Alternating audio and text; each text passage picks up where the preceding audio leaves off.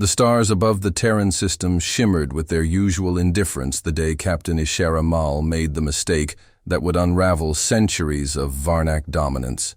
She sat atop the command dais of the stealth cruiser Resolute Mercy, a vessel as silent and precise as her own reputation. She had led countless expeditions for the Varnak Dominion, enforcing its reach with calculated aggression and cold logic. Her orders today were simple: conduct a passive surveillance pass over the Terran system, a younger civilization recently flagged by long-range probes as technologically erratic. The orbital structure they detected, a strange metallic ring bristling with solar siphons and transmitter nodes, looked abandoned. Out of caution, Ishara authorized a Class 2 warning pulse, standard protocol to flush out cloaked defenses. But what she didn't know, couldn't have known, was that the ring was no derelict. It was the Terran cultural nexus, home to 4,123 researchers, artists, historians, and their families, a floating temple of human legacy. The blast reduced it to molten fragments within seconds. The silence that followed was not from space. It came from Earth. What followed in the next 48 hours shattered Varnak perceptions of human limitation. The diplomatic packet sent by Ishara, polished and wrapped in layers of honoriform protocol, was flatly rejected by Terran Chancellor Ellen Voss. A single line returned in reply: "You do not get to say sorry when the dead cannot hear you." At first, the Varnak Supreme Council dismissed the gesture as melodramatic, typical of emotional species. But their amusement vanished when their forward outpost at Lirak Station lost contact. Then the Varnak data lattice registered unauthorized intrusions, ghost processes riding quantum signals, infiltrating defense diagnostics without triggering any alarms. Their cruiser over Galax 3 was disabled by an electromagnetic spike. So precise it fried every navigational relay without damaging a single hull plate. These were not retaliation strikes. These were rehearsals. Ishara watched her command feeds flood with strange patterns. Terran units using primitive hulls but packing gravity warheads, drone swarms masking themselves as cosmic radiation, and atmospheric jamming so comprehensive it made Varnak Fleet AI blind in open orbit. It wasn't a war yet. It was a display, a warning. And then the moment came when everything unraveled, when Earth spoke not with weapons, but with one voice. On the edge of the Othean drift, a Terran corvette flashed into view, impossibly fast and riding the edge of a slingshot maneuver that should have vaporized the crew. The vessel halted just outside Ishara's stealth envelope. Her systems screamed alerts too late to act. A comm burst cut through her encrypted channel, bypassing Varnak protocols. The face of Commander Rhea Dalton appeared, human, female, maybe late 30s, smirking like she knew too much. "Captain Mal," she said, casually, as if speaking to an old acquaintance. "You opened the wrong door. Now Earth walks through it." Then, in a flourish of data, Resolute Mercy's propulsion shut down. Every drive coil, every maneuvering thruster gone, not damaged, disabled, perfectly, elegantly, without lifting a single weapon. Ishara stood from her chair, stunned not by defeat, but by elegance. This wasn't retaliation. It was artistry in warfare. Within hours, Earth dispatched a diplomatic skiff, not to apologize, but to demand the return of the Resolute Mercy for scientific study. The Varnak Council, insulted, began deploying reinforcements, 15 warships, marshaled at the Vagral Gate, prepared to correct Terran arrogance. But Ishara had seen too much. The humans were not arrogant. They were aware. They had made themselves underestimated, and now that illusion shattered like the Nexus. As Earth's ships began to appear in systems once considered far from their reach, as their strategies unfolded like uncoiling serpents, Ishara realized the Dominion was at the edge of something it never anticipated. Not just a conflict, but a confrontation with a species born not to conquer but to survive. And survival, as she was now learning, was the most dangerous doctrine of all. She ordered her systems into isolation mode, prepared for boarding. And somewhere deep inside, behind centuries of imperial doctrine and inherited pride, Captain Ishera Mal began to feel something unfamiliar. Curiosity. What were the Terrans really planning? And what, if anything, could the Dominion do to stop them? The silence aboard the Resolute Mercy was broken only by the subtle hum of stasis seals as Captain Ishera Mal was escorted under guard into the Terran command vessel Sentinel Reach. The Terran ship, though aesthetically inelegant by Varnak standards, exuded functional menace, steel ribs lined with sensor coils, corridors bathed in cool blue luminescence, and walls humming with layered shielding tech that, to her horror, mimicked Varnak energy signatures. Already they were copying her systems. The humans didn't just retaliate, they learned, adapted, and then repurposed. She was confined to a magnetic containment suite overlooking Earth's lunar dockyards, where she watched with a mix of awe and foreboding as Terran engineers swarmed her own cruiser like a school of efficient insects, dismantling hull plates, extracting shield matrices, and interfacing with Varnak relays they shouldn't even comprehend. Earth was moving fast, too fast. Outside the station viewport, orbital platforms were being constructed with unnerving speed. Each frame used restructured Varnak alloy, meshed with human ceramic composites, and they were growing in number. On her second day of confinement, her request to speak with her own empire was denied. Instead, she was debriefed by a man with a permanent 5 o'clock shadow and a grin like he knew how the story ended. Dr. Solin Arik, lead xenotech advisor to Earth's Defense Command. "You have no idea what kind of gift you've handed us," he said casually, while flipping through a holographic interface loaded with her ship's specs. "I mean, your shield harmonics alone solved 3 of our energy distribution problems. This could have taken us decades." She remained silent, unwilling to give ground, but the humiliation burned hot behind her calm eyes. Solon added, with a spark of amusement, "You're not prisoners, not yet. But we're keeping the ship. It killed over 4,000 of our people."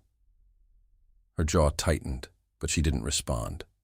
Her only hope was that the Dominion would act swiftly. It did, but not in the way she hoped. Days later, the Vigral Gate erupted with the arrival of 15 Varnak warships under direct orders from Overseer Tharnex, the Dominion's supreme warlord. Their transmission was simple: return our officer, our ship, and our secrets, or suffer extinction. Chancellor Ellen Voss's reply was colder than vacuum. "We are not your subjects. We are not afraid of you. And we do not negotiate under threat." The warships advanced regardless, but what they encountered shocked even Ishera. As the Dominion's fleet entered Earth's outer defense perimeter, the trap sprung. Unmanned mines, crude-looking by Varnak standards, detonated in brilliant pulses of synthetic fusion. But these weren't simple explosives. Each one generated localized gravity spikes that collapsed drive coils, sheared weapon mounts, and triggered destabilization events inside. Varnak vessels without leaving structural wreckage. 4 capital ships were rendered inert within moments. The rest withdrew in stunned confusion. Ishera, observing from her cell, felt a strange ripple of disbelief. These weren't lucky strikes. These were engineered outcomes. The Terrans didn't just reverse engineer. They refined. And that realization carried a terrifying weight. Rhea Dalton returned days later, not as a diplomat, but as a message. Her corvette docked directly with the Resolute Mercy's skeletal remains, still floating, like a corpse in low orbit. She entered alone, strolled the halls, and left a single encrypted beacon in the command core. When Varnak analysts eventually decoded it, they found a simple statement: "We are already inside your algorithms." It wasn't just psychological warfare, it was doctrinal. Every piece of technology Earth harvested became a tool. Every Varnak response became a blueprint for the next Terran improvement. Within a week, Earth launched a string of defense platforms along Mars' orbit. Each bore modified Varnak shielding, adaptive Terran thrusters, and cloaking systems that flickered between known scan bands. The Dominion had expected barbarism. What they found was synthesis. Rhea Dalton was granted field command over a new task force, Spearpoint Division, dedicated solely to asymmetric deterrence. Her methods were unpredictable, reckless, and terrifyingly effective. Meanwhile, Captain Ishera sat before a diplomatic tribunal where she was not accused but studied. Chancellor Voss offered her a single choice: help Earth understand what the Dominion might do next, or be sent back to Tharnex in disgrace. Ishera didn't answer, not immediately, but the cracks were forming in her loyalty. She had seen the humans fight with calculated rage, adapt with alarming creativity, and now, she sensed, they were preparing for something more, something beyond retaliation. Her science officer, Tyr Olin, appeared via secure feed from Dominion space. His eyes were wide, his voice hushed. There's something moving in the outer dark. Systems are going silent. Unaligned signals. Nothing in our databases. Ishera stood frozen. This wasn't about vengeance anymore. The humans weren't. Building an army. They were preparing for something neither side understood. And the Dominion, too arrogant to see past their own pride, would be blind when the unknown arrived. She whispered under her breath, almost too quiet to hear. You fools, we're fighting the wrong war. The air in the Terran command chamber at Outpost Accord was tense, charged with the weight of decisions too large for any single species.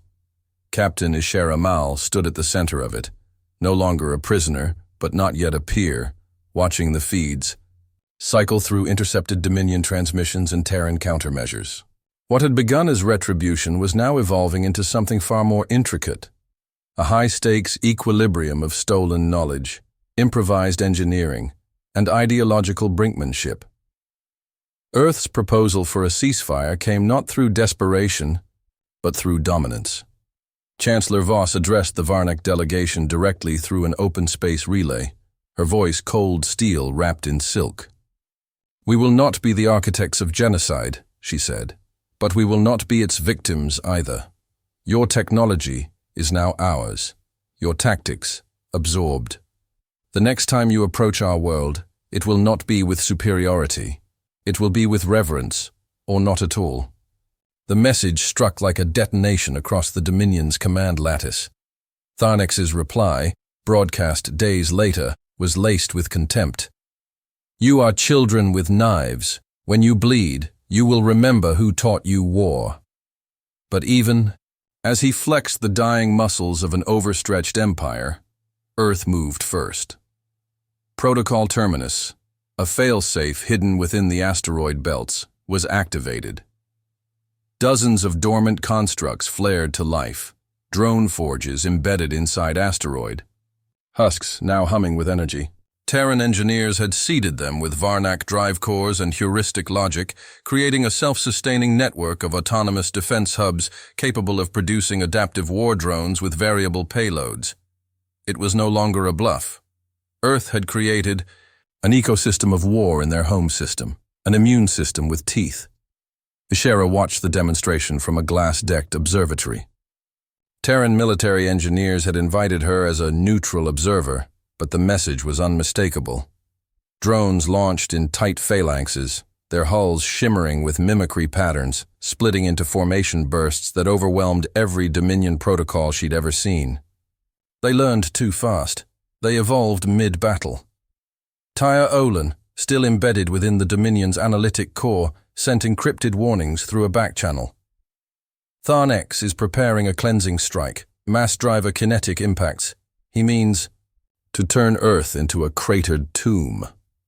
Ishera paced in her quarters, her claws clicking against alloy tile, torn between loyalty to a civilization she now saw as regressing and respect for a species clawing its way toward galactic parity. When she finally returned to the Terran command deck, her voice was low but steady. "Give me access to your long-range array. I will speak to the Council myself." Voss raised an eyebrow, considering, then gave a small nod. The transmission took hours to route. When it connected, the faces of the Dominion's ruling war caste flickered into view. wreathed in crystal command robes, each face carved from generations of genetic precision and cold ambition. "You shame yourself before prey," Tharnex growled. "You speak with the language of inferiors." But Ishera held firm. "These inferiors have crippled 2 fleets, stolen our science, and built a defensive grid from our own blood. They are not weak. We are blind." A silence followed, thick with restrained fury. Tharnex leaned forward, his voice thunderous. "If you continue this line of thought, Captain Mal, you will be stripped of your command, your identity, your name." Her reply was sharp. "Then take it. I will no longer be the weapon of fools." The fallout was immediate. The Dominion revoked her command, branding her a defector. But Earth didn't waste time with celebrations. New threats had emerged from the galactic dark zone, sections of space beyond mapped hyperspatial lanes. Entire systems had gone dark, silent, no comms, no energy signatures, just absence. The last signal recovered from the Eridani periphery showed distorted footage, towering biomechanical ships moving without thrusters, absorbing planetary cores into their hulls. The footage ended with static and a scream. Rhea Dalton, now commander of the multinational Spearpoint Division, ordered immediate alert status across all orbital platforms. In a rare moment of seriousness, her usual sarcasm vanished. "We've poked every nest in the galaxy. Now something's coming to poke back." Ishera stared at the sensor logs in silence. The ships didn't match any known design. No heat trails, no identifiable power signatures. But they moved with purpose.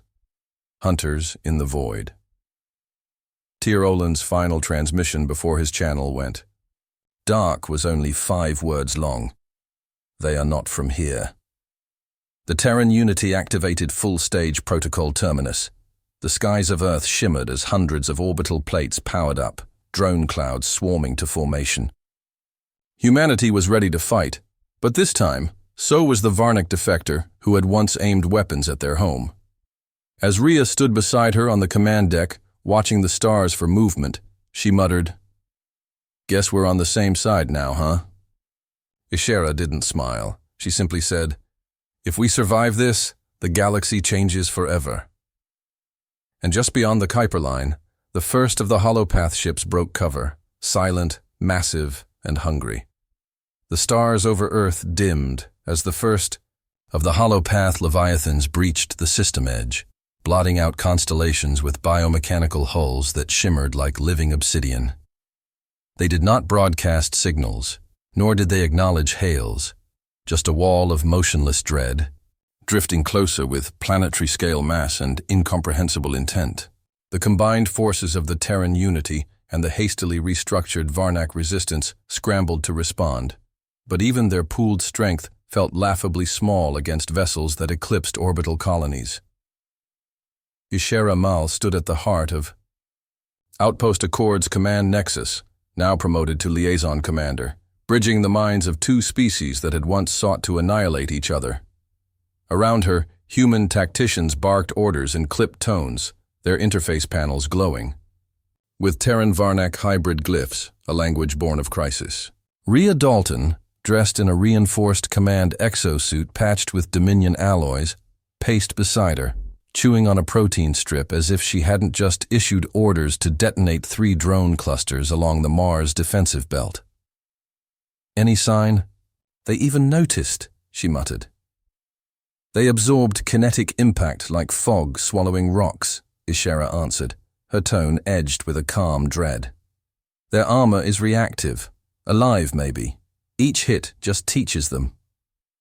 Every failed strike, every lost drone, every shattered kinetic burst fed into the holopath's adaptation algorithms. They weren't machines, they were predators masquerading as fleets." On the 4th day, the first human city was nearly lost. Sydney's upper atmosphere buckled as a holopath shardship descended, releasing tendrils that laced into the ionosphere. But Terran countermeasures fired in unison. Varnac-derived phase bombs detonated in silent flashes, scrambling the shardship's sensory lobes, giving Earth's fusion lance turrets the window they needed to pierce through. The beast fell, but not without consequence. Its collapse triggered a magnetic pulse that fried 3 orbital forges and took down half of Earth's drone production grid. It was a win, but a costly one. And the real threat was still inbound. The central hollow path structure, colossal, city-sized, seemingly carved from black bone and translucent biosteel, entered lunar proximity. It eclipsed the moon for 7 minutes, casting a curved, moving shadow over Earth that sent tremors through every surveillance AI in the system. Dr. Solon Arik, flanked by 2 exhausted Varnak analysts, delivered his last-ditch proposal to the War Council, an encoded resonance virus embedded into Earth's quantum relays and transmitted via the Dominion's own energy lattice frequencies, calibrated to disorient the holopath's hive logic. It was theory born of desperation, stitched together from fragmented scans, mythology, and dissected remains of fallen shard ships. Chancellor Voss approved the operation with a grim nod, uttering only, "If it doesn't work, at least we'll die confusing them." Ishera volunteered to deliver the signal personally. She took command of the Resolute Mercy, now re-engineered, into a hybrid war scout, its engines fused with Terran impulse drives, its hull plated with adaptive mesh grown from holopath biomatter. Rhea joined her as co-pilot because, as she said, "If we're going out, I'm not letting the lizards get all the credit." The ship launched into the dark, weaving through minefields of drifting carcasses and collapsed platforms, dodging the holopath's automated defense spores. Inside the belly of the behemoth, they found a cavity that was not a docking bay, not a temple, but something in between. Structures pulsed with organic rhythms, echoing the beating of a single planetary heart. Ishera released the virus. The resonance spiked across Terran and Varnak relays in harmonic chaos. For a heartbeat, everything fell silent. Then the hollow path convulsed. Shard ships screamed without sound. The great Leviathan twisted violently as if struck from within. Across Earth's skies, tendrils recoiled, retracting from orbit. Systems blinked back online. The threat wasn't destroyed, but it was halted, disoriented, wounded in its mind. As Earth's fleet surged forward to push the invaders beyond the solar boundary, Chancellor Voss initiated diplomatic comms with the remnants of the Dominion fleet. Overseer Tharnex was no longer in command. In his place stood Tyr Olin, scarred but alive, elevated by necessity. His message was simple. We stand together now. The old ways are dead.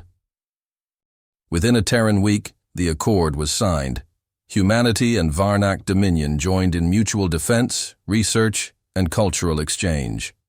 Outpost Accord, once a last line of defense, became a hub of renewal.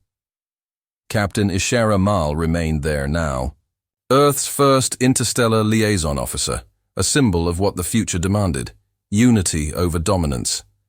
As for Rhea Dalton, she disappeared from public eye, rumored to be training the next generation of hybrid tacticians, fighters who think like humans but adapt like Varnak. The final scene, caught by deep-range sensors, showed over a dozen holopath vessels regrouping beyond known space, orbiting a dead star like vultures around a grave. Ishera stared at the feed from her private chamber and whispered, "They'll return."